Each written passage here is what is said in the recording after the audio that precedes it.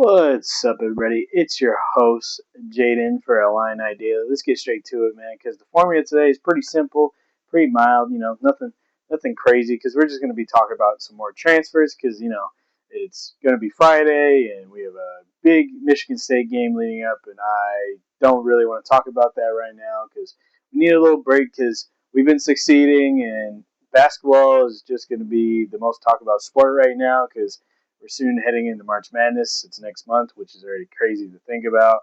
And Michigan State is going to be a big game, but I'm feeling fairly confident, and I feel like we're going to win that game. So I'm just being positive right now and having a correct mindset. And I just want to give you guys some more football information. So right now we're going to be checking in with Brett Bielema's plan for D lines. We recruited a decent amount. I believe we recruited 8, but right now I don't only want to talk about 3. So let's get straight to it, man. They're all versatile guys. They all can play multiple defensive lineman positions. And I feel like you guys are going to enjoy looking into their highlights on your own time.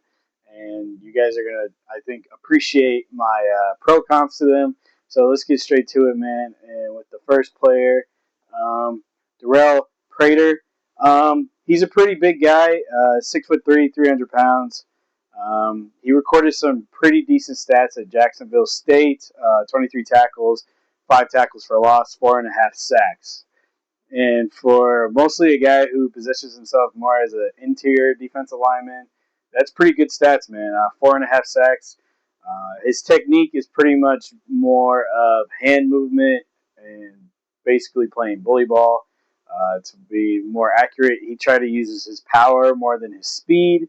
A good technique that he likes to use is pushing off the linemen and then shoving them off so he can swim through and make an easy tackle for sacks. His best game this year was getting 2 sacks at FIU. I was watching the highlights of that game. You can show he showed a different versatile within his strength. He used one-arm moves, power presses, and he would just shove people basically out of his way to get whatever tackles he needed to. He's a good run defender. He's a good guy who blocks in gaps. I feel like he would fit into Bielema's defense due to the fact of how versatile he is. He can play on the outside and the inside. Even though he's a bigger guy, he can move pretty well on his feet. I was watching his high school highlights as well. You can definitely see that he was a very versatile defensive lineman by moving not only in the inside but the outside, and he was in special teams, man. So that shows that he's willing to play multiple positions and be very versatile. And he also played a little bit of fullback, so he has a little bit of movement, by moving around within anybody's point of basically offense or defense. So he's a very versatile player. I enjoy watching his film. You can see that he is very usable within any type of defense, which is very good because we use a multiple formation defense. And if we put him in a 3-4, he's going to be a D tackle or a DN. And he can move around whatever we need him to do. I would probably say his pro player comp would probably be Grady Jarrett. And I bet a lot of you are like, Grady Jarrett, he wasn't good since he was younger. Well, he was still good, man. He was a very versatile defensive tackle when he first got into the league, especially with Atlanta when they were moving him around more towards the DN position. And even though he didn't play the greatest for the Bears, he was still a versatile player that ended up playing very well into the playoffs. And he still had 1.5 sacks and 39 total tackles. And that just shows that Grady Jarrett was being a versatile player for the Bears. So if any pro player comp for Derell Prader, I definitely would recommend watching Grady Jarrett and their highlights together because they play very similar. They use a lot of power moves, and when they need to use their speed every once in a while and movement, they'll use it. And they're both hustle guys. They both try to, even though if a runner's like 20 down yards down the field, they're willing to chase those guys and try to make a play off of it. And I know you guys don't like hearing that, somebody chasing after running backs or wide receivers, but that's a good quality to have because you want all your guys to hustle.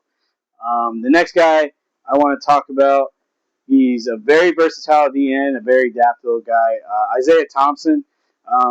His pro player comp, I'm just going to get straight into it, is Will McDonald, the fourth for the Jets. Will McDonald the fourth is a great comparison because they're both very long and lanky. They're both very speed type of oriented defensive ends. They use more speed moves and finesse moves. They got a bad jams. And also Isaiah Thompson, when he was in high school, man, he was a multiple sport athlete. He also played basketball, and he played multiple positions in high school. He was a running back, a tight end, a fullback, a linebacker, and a DN. So he's a versatile player, and we can maybe use him on offense. I know that's probably not going to happen because I know Brett Bielema's guys need to be oriented to their position. But hey, you never know, man. We can put him in there for a couple plays for tight end. And if you can see, he runs a pretty good 40. He moves around within any type of defense, and he's very versatile when it comes to stunts. When he was playing for Bowling Green, they used to run a lot of stunts, and he had a really decent amount of stats. Nothing crazy, but you can change that within our defense. For Bowling Green, he had 12 tackles, 4 tackles for loss, and 2 fumble recoveries, and 3 QB hurries. And I know they mentioned that's not crazy stats, and it's not probably stats you guys really care for, but those are hustle stats, especially the QB hurries and 2 fumble recoveries. When I was watching those games, I can tell that he was trying to get every ounce of every play. If he didn't get a QB hurry, he got a QB hit, and I know sometimes it doesn't show up in the stat sheet because they don't record every single play, man, and you can't see everything within basically a dog pile or if there's multiple people tackling at once. And sometimes people miss plays. And when I was watching, Thompson was trying to be part of every single play. He only played 10 games, so that kind of ruined his eligibility a little bit, which isn't terrible, but he still has 2 years to play. And hopefully he can be amazing for Illinois. And I could definitely see him being utilized in Brett Bielema's defense because Will McDonald is a really good athlete, guys. He was used a lot for the Jets. They moved him around, especially from end to end.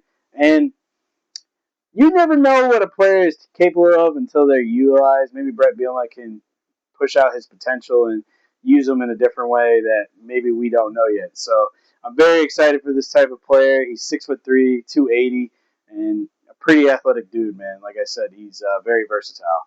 The next guy I'm probably the most excited for so far, looking into all the film and all the stats. This guy named Carter Jenkee, man. He was a steal. He's a very underrated steal. I know you guys probably haven't heard of him. That's because he was in the Ivy League playing at Penn University.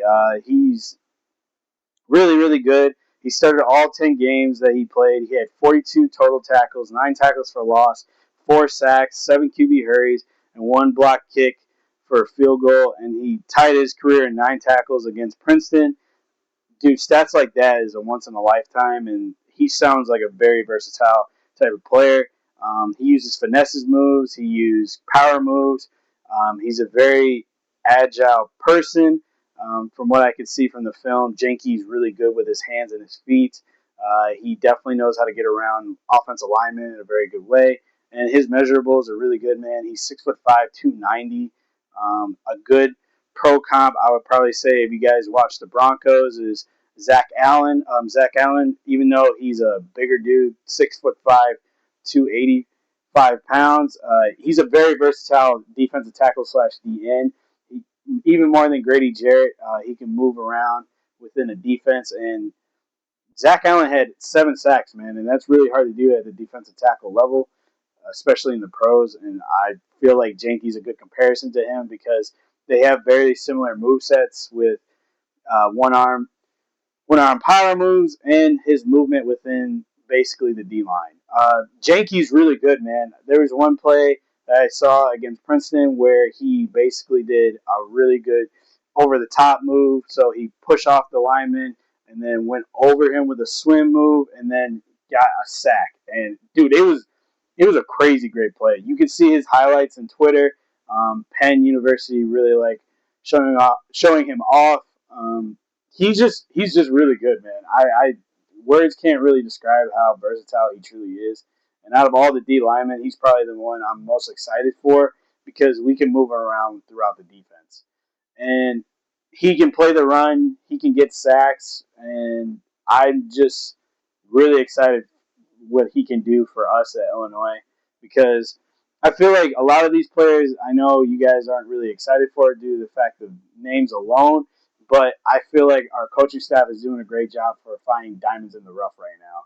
And Carter Jenkee is just he's a low key true diamond in the rough because I know Ivy League is more, everybody talks about more of the intelligence more than their sports, but the fact that Carter Jenkee did a great job of dominating in that type of environment is really versatile. And he's been starting for his sophomore year and junior year at Penn, and I can just see that he's a very versatile player, and he's always been good. So, and just to give you more of an idea of that is when he was a sophomore, he had 40 total tackles, 3.5 tackles for loss, 3.5 sacks, a forced fumble, and 4 QB hurries in the season.